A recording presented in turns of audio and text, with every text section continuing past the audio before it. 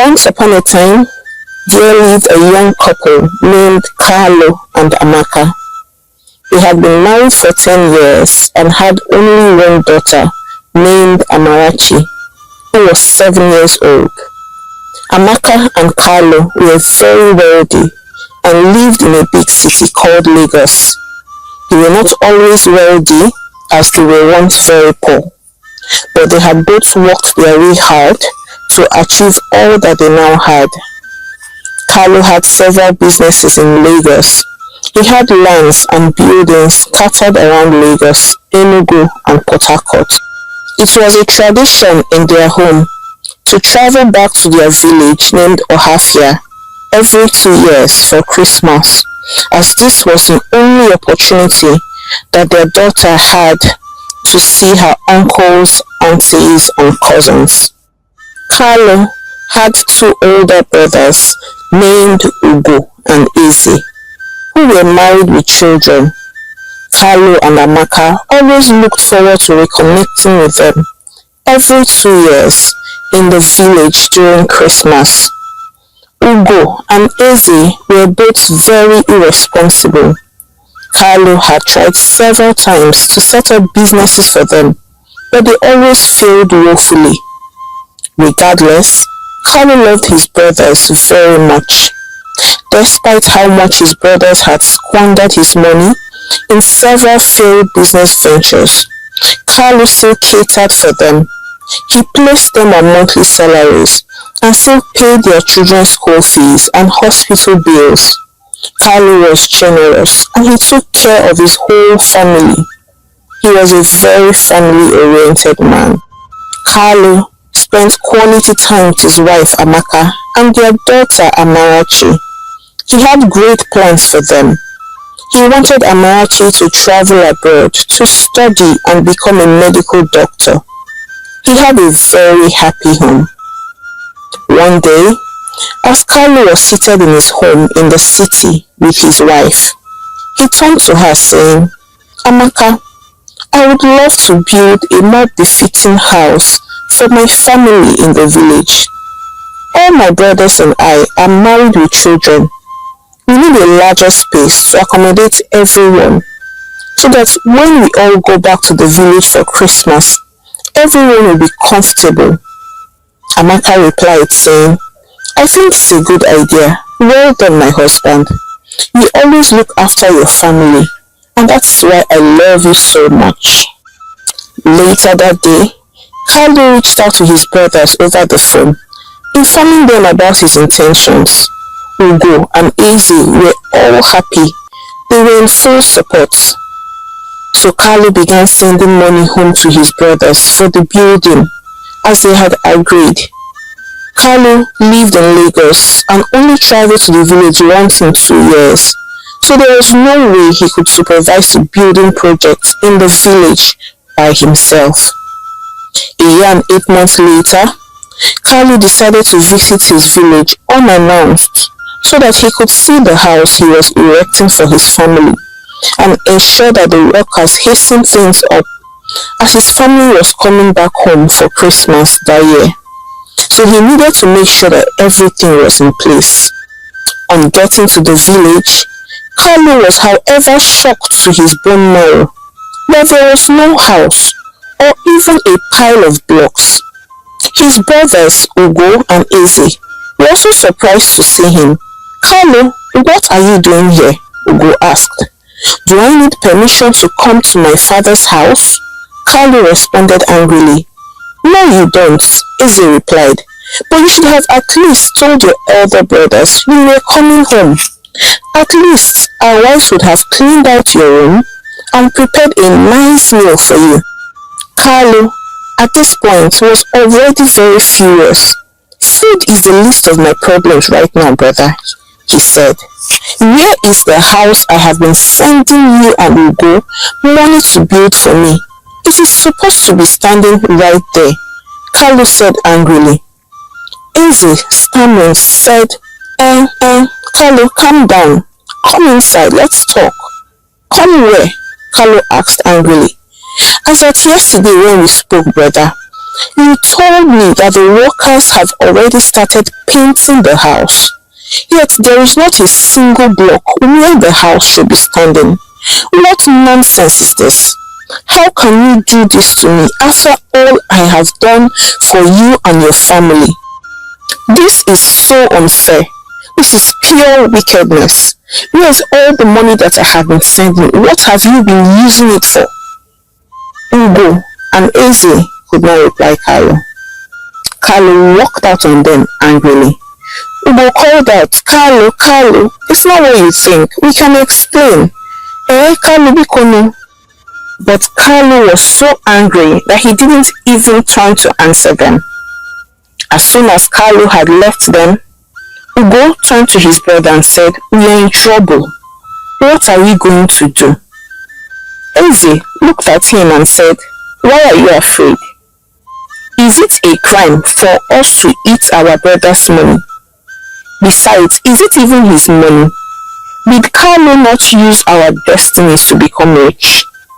If he had not used our destiny, is it not I, Eze, the first son of this family, that should be building our family house, not my youngest brother? We only took a portion of the money he made from our destinies, and he is here screaming. Or does he want us to take all? Eze said. Hey, what are we going to do, brother? Ugo asked, afraid. Eze looked at him and said, are you not tired of receiving money from your younger brother Carlo every single time? Don't you want to be an Olgato and be dashing people money? Eze asked.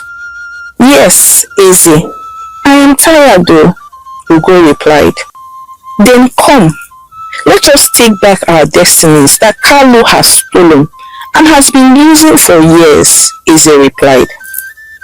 That evening, Carlo and Eze went to see a chief priest called Ezemo from the neighboring village. They told the chief priest that they wanted their brother dead, but they didn't want him to die in the village, so it doesn't look suspicious. The chief priest gave them some charm and told them some incantations to make that night when Carlo is asleep, and that as soon as Carlo steps out of his room the next morning, an angel of death would follow him till he got back to his house in Lagos, and that as soon as he sleeps, he will never wake up again. Eze and Ugo thanked the chief priest and did all that he had instructed them that night. The following day, Carlo, still very angry with his brothers, traveled back to Lagos. His wife was very shocked to see him. Honey, you're back already. I wasn't expecting you for another 1 week, Amaka said as she hugged her husband and welcomed him. I am so upset, Carlo replied, but first, I need to take a hot bath and sleep. I'm very tired. I have had a long journey. I would eat and tell you all that has happened when I wake up, Carlo said as he went to his room. A few hours later, Amaka was surprised that her brother-in-law, Eze, was calling her on the phone. Hello, Amaka. Is your husband home yet? Eze said. Yes, he is, Amaka answered. Please give him the phone, Eze replied. He's asleep, Amaka answered. Okay, tell him to call me when he wakes up, Eze said as he hung up the phone. Immediately, Eze called his brother Ugo, telling him that Carlo has slept, so he will never wake up. So they had to start making their plans immediately. They were both so happy. They had already divided all Carlo's properties and businesses between themselves. They immediately called their cousin who lives in Lagos and told him to be on standby, that they were on their way to Lagos and would stay in his house before proceeding to their brother's house. Amaka, on the other hand, was surprised that her husband was still asleep. He must be very tired, she thought to herself. She decided not to wake him up and allow him to sleep till the next morning. The following morning, Amaka had tried to wake her husband up, but he was not responding. Carlo was dead. Amaka was very afraid. She screamed, "Carlo, wake up! You are not sick now. How can you be dead?" She broke down in tears, crying and weeping. Neighbors gathered around her, trying to console her, but it was of no use. She was inconsolable. Amaka called her brother-in-laws to inform them that her husband had died. Barely 1 hour later, Eze and Ugo were standing in front of her door. Amaka was so shocked. She was surprised to see them in her home barely 1 hour after she had called them. There was no way they got to Lagos in less than 1 hour from the village. Unknown to Amaka, that Ugo and Eze left the village a day before. Immediately they had called Amaka and she said that her husband was sleeping. They left the village immediately and entered Lagos and had gone to stay in their cousin's house, waiting for the news of their brother's demise. And as soon as they got that news, they started heading to their house. Eze, upon seeing Amaka, said, "So you have finally succeeded in killing my brother, eh? You wicked woman. After everything my brother did for you, eh? You witch." Amaka looked at him, stunned and in disbelief. Before Amaka could even utter a word, Ugo slapped her and she fell to the ground. Eze and Ugo went upstairs to their brother's room, where Carlo lay lifeless, and started wailing and crying crocodile tears.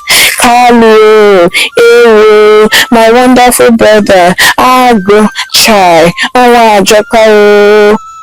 After their display of hypocrisy, they collected the keys to the house from Amaka and put her in a public transport with their cousin and sent her and her daughter to the village.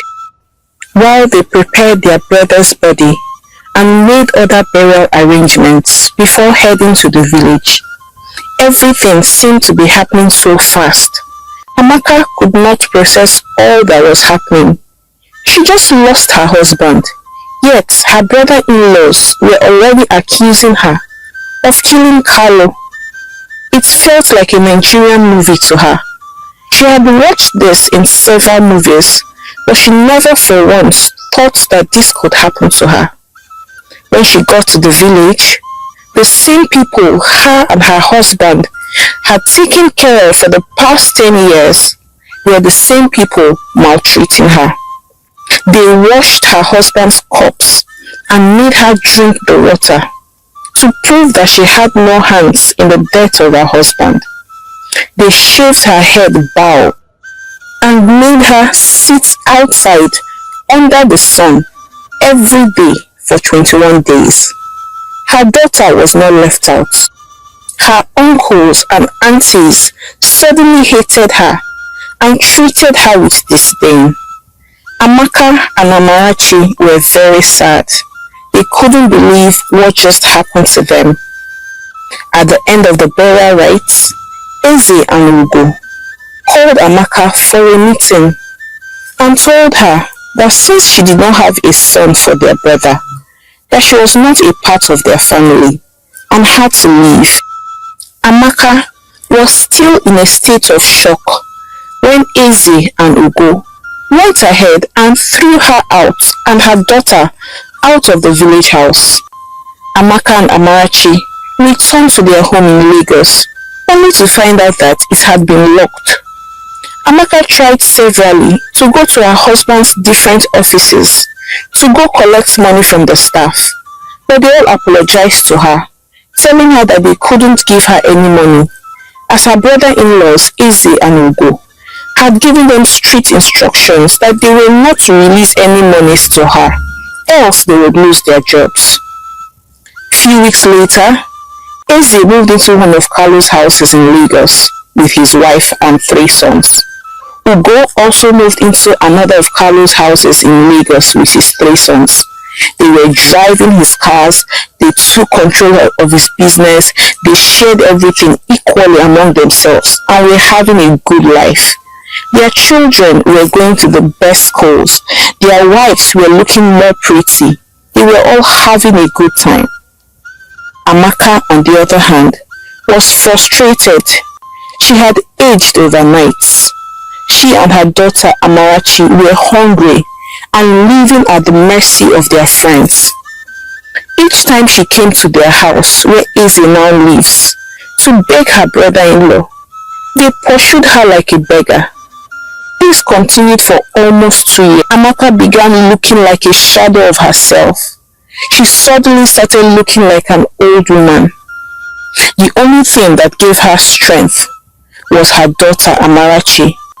Amarachi kept on encouraging her mother to be strong always.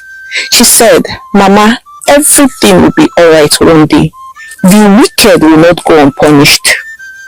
However, Amaka and Amarachi continued living in abject poverty for the next 4 years.